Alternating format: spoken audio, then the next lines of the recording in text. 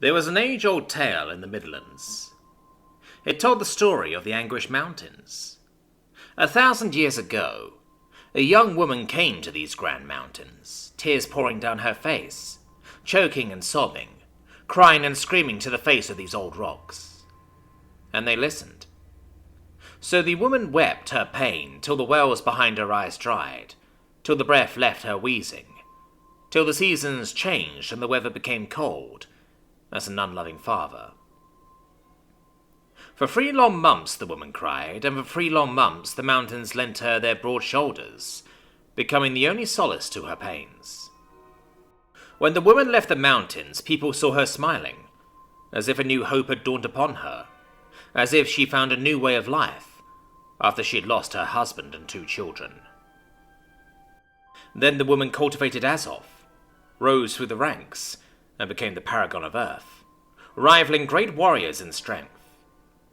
So great was her power, and so great was her grace, that the kings and emperors tried to steal her heart with heavenly treasures, laying their lands before her like they meant nothing in the face of the love they bore for her.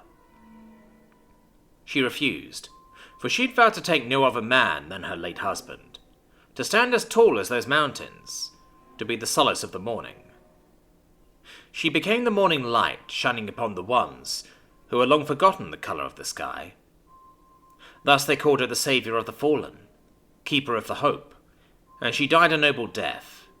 But before she gave her last breath, she asked those around her to bury her under the mountains. People called them the Anguished Mountains, for it was said that the mountains had taken her pains to their broad shoulders, thus enabling her to rise to become a saint for those in need. But that wasn't true. If you'd asked the mountains, they would have told you the truth, but nobody asked. People came here only to cry their tears out, in hopes to be free of their pains, so that they could rise just like her, and become someone great. Jaclar the Grand was doubtful of this practice. He came to know these things called humans just under 2,000 years ago. Before them, these lands had been nothing more than a home for skittering bugs, crawling animals and howling monsters, and he hated the humans for calling him and his brother the Anguish Mountains. They were created for a much grander purpose than being a wall for these lowly beings to spatter their salty tears on. Their great father had told them so. He had told Jaclar that he was to be a protector of the forest with his brother, and protect as they'd been before these humans became the curse under which the forest withered in time. They cut the trees for their tools, ploughed through the lands for their food, and plundered everything of any worth, and killed the life out of this once green sanctuary. When they had asked their great father for help, he told them that even he wasn't greater than the flow of life. So the time passed, and so came that woman who made everything worse. "Each day it gets worse," Jaclar the Grand said, the stones on his broad back trembling with rage. "They're crying, screaming, pleading is getting harder to bear. What are we to do, brother?" Said Jaclar the Great. Like always, he'd been sleeping, even against the din of voices. "We are to stand tall and wait. Our great father has told us such. We are to wait, even if it takes thousands of years more." "There's scarcely a thing we can do other than waiting. Don't you think I know that?" Jaclar said. "But if there's waiting to be done, I rather prefer doing it under a soothing silence. I've had enough of these humans. They seem to grow in pain." "Yet you keep blabbering just like them," Jaclar said, his voice thick with annoyance.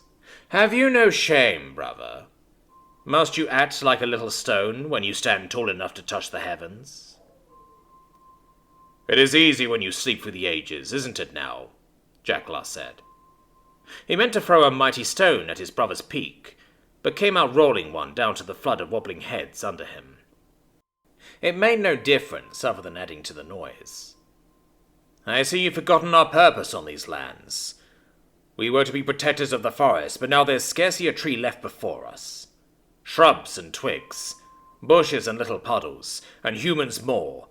And humans still like we've been cursed. Cursed! By whom, brother?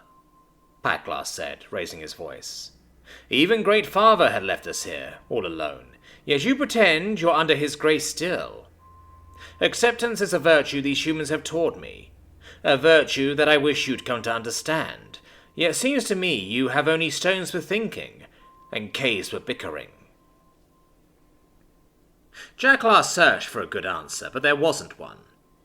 He knew his brother was right, but acknowledging the truth would leave him an orphan. He'd seen orphans among the humans. They were little, pitiful creatures left alone in a big bad world. He didn't want to be like them.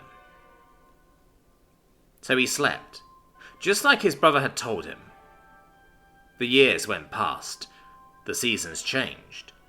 There was snow, he felt, on his peaks, but then they melted and water poured down his shoulders into the puddles on the ground.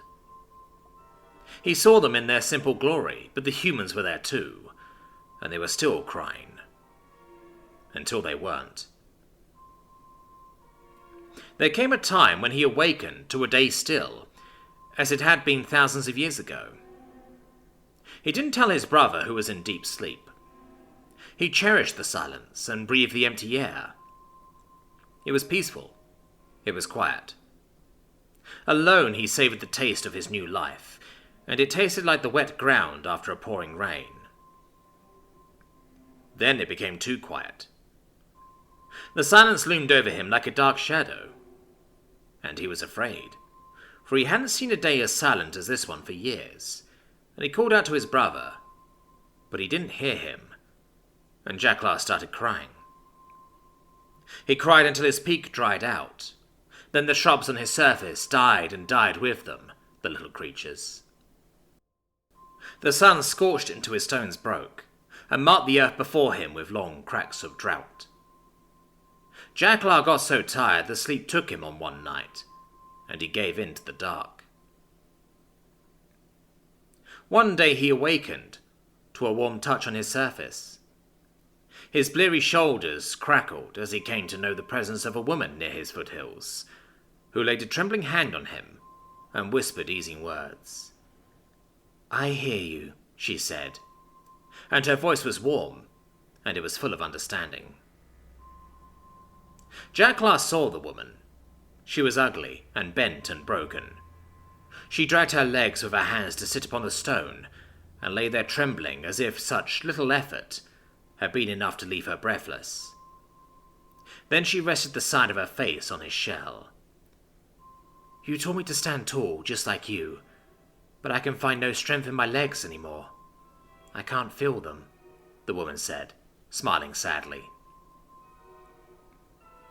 Jacklar tried to give an answer to her, but his voice was hoarse and his breath was short.